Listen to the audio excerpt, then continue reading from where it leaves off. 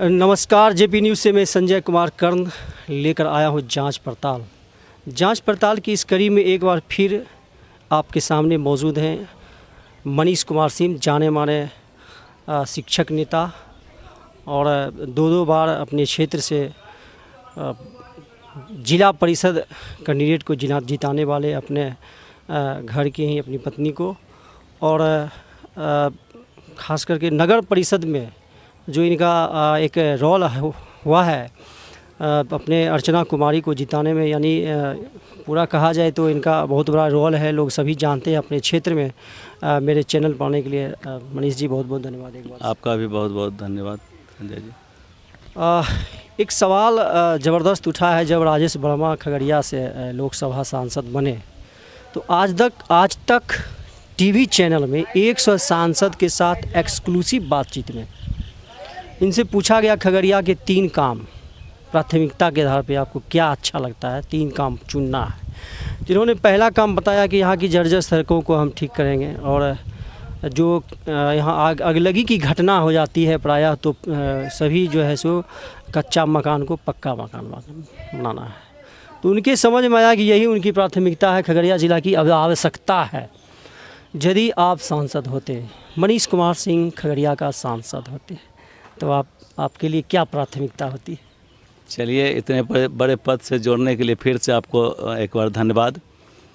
मेरी प्राथमिकता सबसे पहला जो होती वो जो अभी आपका मेगा फूड पार्क जो बंद पड़ा हुआ है उसको शुरू करवाना, और खगड़िया अलौली कुशेश्वर तक जो रेलवे पिछले 27 वर्षों से निर्माणाधीन है उसको बनवाना, और जहाँ जहाँ कटाव क्षेत्र है उस कटाव क्षेत्र में बंडाल की व्यवस्था करना, ये सबसे पहली प्राथमिकता होती। और रोजगार सृजन, हमारे यहाँ से पलायन को रोकना या कम से कम करना, ये सबसे पहली प्राथमिकता होती हमारी। जहाँ तक बात है इसका पक्का मकान का, बिल्कुल वो सही है, लेकिन आप मथार की अगर बात करें, रहीमपुर दक्षिणी मध्य की पंचायत की बात करें, तो वहाँ के लोग पैसों के अभाव में मकान नहीं बनाते हैं, ऐसी बात नहीं है। वहाँ बंडाल कटाव के डर से, गंगा के कटाव के डर से लोग छत का मकान नहीं बनाते हैं कि कटाव में वो चला जाए। तो कटाव को रोकना प्राथमिकता होनी चाहिए। छत का घर तो वो खुद बना लेंगे। रोजगार का सृजन करना प्राथमिकता होनी चाहिए, छत का घर वो खुद बना लेंगे। पलायन को रोकना प्राथमिकता होनी चाहिए, छत का घर वो खुद बना लेंगे। इसलिए वो प्राथमिकता मेरे समझ से सही नहीं है। मेरे समझ से सही है पलायन को रोकना और कटाव को रोकना। रेलवे लाइन को जो 27 वर्षों से कुशेश्वर स्थान तक ट्रेन निर्माणाधीन है, इस जहाँ कह रहा है कि काफ़ी विकास हो रहा है, उस विकास के दौर में भी मात्र 24-25 किलोमीटर रेलवे लाइन बिछाने में 27 वर्ष लग गए हैं। ये विकास की गति है, उस गति को तेज़ करने की प्राथमिकता होनी चाहिए। हाँ, जैसे आप कहा कि उनकी जो है वहाँ लोग गरीब नहीं है, उनको क्षमता है कि हम पक्का मकान बना लेंगे। तो कटाव को रोकना जड़ की बात है। और आपने बताया कि मेगा फूड पार्क लगाना, अभी तो सरकार में है, और फूड प्रोसेसिंग मिनिस्टर भी मिल गया है इनके। 10 साल से सरकार में है, 10 साल से सरकार में है। वो चाहते तो रोजगार पर, बिहार के रोजगार पर कभी ध्यान दिया ही नहीं गया। बिहार के रोजगार पर ध्यान देना पहली प्राथमिकता होनी चाहिए, ताकि यहाँ से युवाओं का पलायन रुके। शिक्षा प्राथमिकता होनी चाहिए, ताकि उच्च शिक्षा के लिए यहाँ के युवाओं को दूसरे राज्यों पर निर्भर नहीं होना पड़े। ये सब प्राथमिकता होनी चाहिए।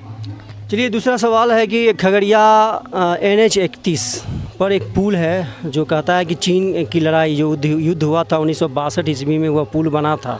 हम लोग तो सिर्फ सुनते हैं, लोग कहता है इसके बाद जो रोड बना, सड़क बना, लोग अपने श्रम शक्ति से उस सड़क को तैयार किया था लोगों ने। और वहाँ जो पुल बना हुआ है उसके समानांतर एक नई पुल बनाया गया था, लेकिन वह पुल 2-3 महीना भी नहीं चला, वह भड़बड़ा गया, बीच से क्रैक हो गया। लेकिन 9 महीना 10 महीना होने चला है, हिंदुस्तान पेपर डेली उसमें अपना लगभग 1 महीना से वो दिखा रहा है, उस आवाज़ को उठा रहा है। प्रशासन अभी तक उसके कान पर जू तक नहीं रेगा है। तो उसके लिए आपको क्या करना है? लग रहा है कि आपको क्या लग रहा है कि सरकार इंतज़ार में है कि कोई एक बहुत बड़ी इंसिडेंट वहाँ पर हो, कोई दुर्घटना होता हो, हम पुल को फिर से शुरू करेंगे? क्योंकि पुरानी पुल जब धराशायी था तब तो समांतर पुल बनाया गया था। देखिए, इस पर हम यही कहेंगे कि पूरा का पूरा ये जो अभी सरकार है पूरे भ्रष्ट तंत्र में डूबा हुआ है और उसी का परिणाम ये है। आज अगर परबत्ता अगवानी पुल में जो संवेदक थे, उस संवेदक के ऊपर कड़ी से कड़ी कार्रवाई की जाती, उसका लाइसेंस रद्द किया जाता, उसकी पूरी प्रॉपर्टी सीज की जाती और दोषी को कड़ी से कड़ी सज़ा, जो मैक्सिमम सज़ा हो सके वो दी जाती, तो ऐसी घटनाओं पर रोक लगती।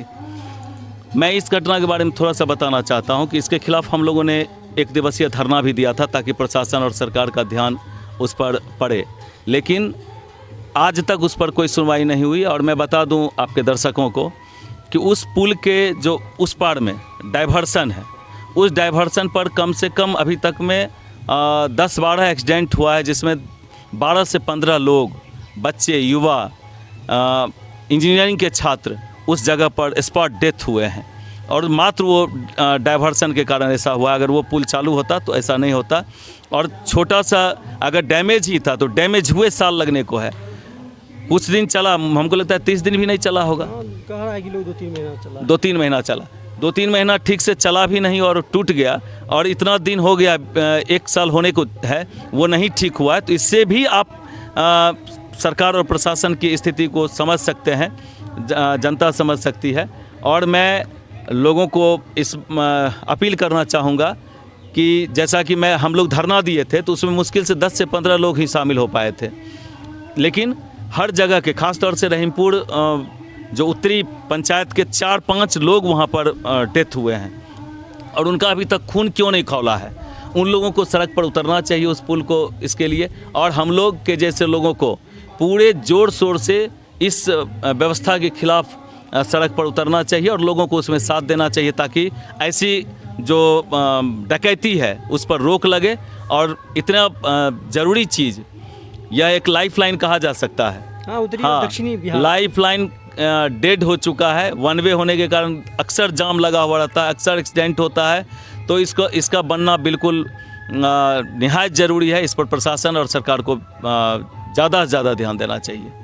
एक आखिरी सवाल चैनल में चल रहा है, बहुत सारे यूट्यूबर लोग भी चलाते हैं कि प्रधानमंत्री नरेंद्र मोदी अपने आप को अवतारी पुरुष कहते हैं, तो आपको क्या कहना है, कैसा लगता है आपको?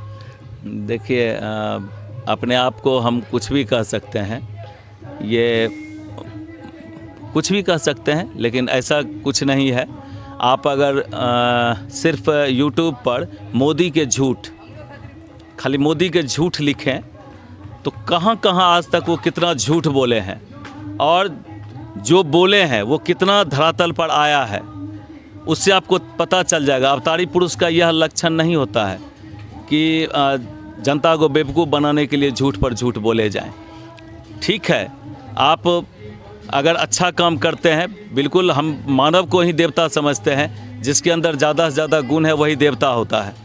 तो उनको अगर लगता है कि सबसे ज़्यादा गुण उनके अंदर है पूरे दुनिया में, तो वो क्या कहते हैं,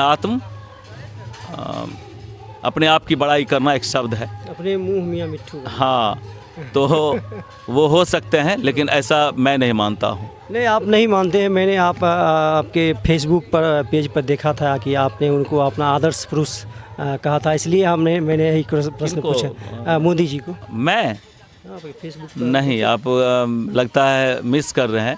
मेरे पिछले 10 साल का आप उठा लीजिए, जब से मोदी जी देश के पटल पर आए हैं, मोटा मोटी 2013 से, तब से आप उठा के देख लीजिए या उससे पहले भी देख लीजिए, मोदी जी के लिए इस तरह का शब्द मैंने कभी प्रयोग नहीं किया है। जहाँ तक बात है